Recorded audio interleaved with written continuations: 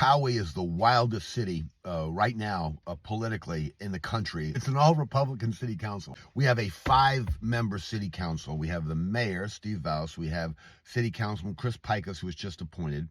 We have city councilman Peter DeHoff, who is getting recalled.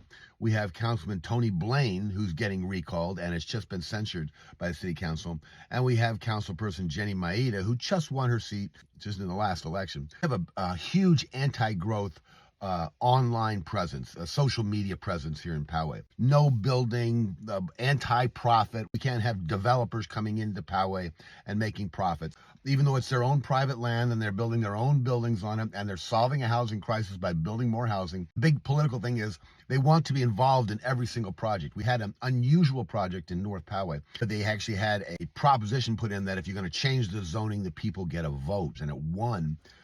And now the residential houses, 168 homes have been built. Lifetime Fitness came in and said, we want to build a 30,000 square foot gym, and the voters rejected it. Anti-growth people in Poway assumed that that rejection meant now we have some power and we now are going to flex our muscles a little bit. And we want every single building that's going to be built in Poway to be run through a citizens committee. And so when a private landowner like me wants to build a wine cellar in the back of my house, they want to have a public vote prior to their push for power. As long as it met zoning and the building code, it would get approved. But now they want to make this process public. We don't have enough housing. Large residential projects are what we need to build. That's what the need is. That's what the market is. That's what sells. That's what's going on. And that's what they want to stop. Average price of a house in Poway is now up to $1.1 million or stuff. And one of the ways they're going to do that to try to gain even more power, now that they think the vote got it, is they've pushed to recall Peter DeHoff.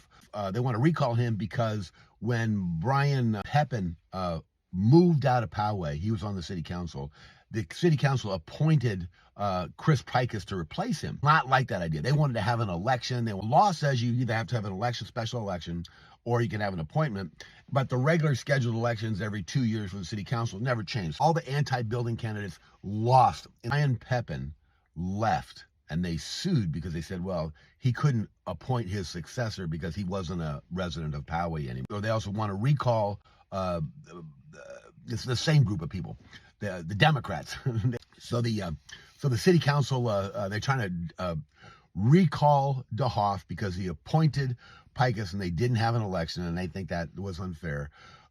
Tony Blaine, one of the city council members, as soon as he won the election in 2024, the first thing he did was threaten everybody, try to trade votes, do a bunch of stuff, illegal, and the DA is looking into it, and he's being recalled now because he's done a bunch of illegal stuff, and he's a whack job. Thinks his duty is to get the other council people instead of representing the people in his district. City council is not about getting people; it's about facilitating the people who live in the city to get what they want. Tony Blaine's getting recalled. DeHoff has got a recall thing. Mayor Vous, he gained power back in 2014. I think he became the mayor. I think he got on the city council a few years before.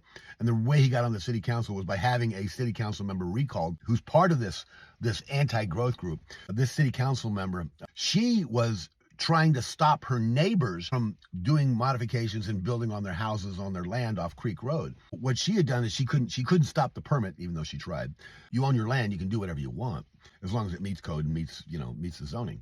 But what she would do is get the inspectors to delay. Neighbors weren't able to build what they wanted to build, so they sued. She lost, and she settled out $500,000 to the neighbors, got to build what they wanted to do anyway.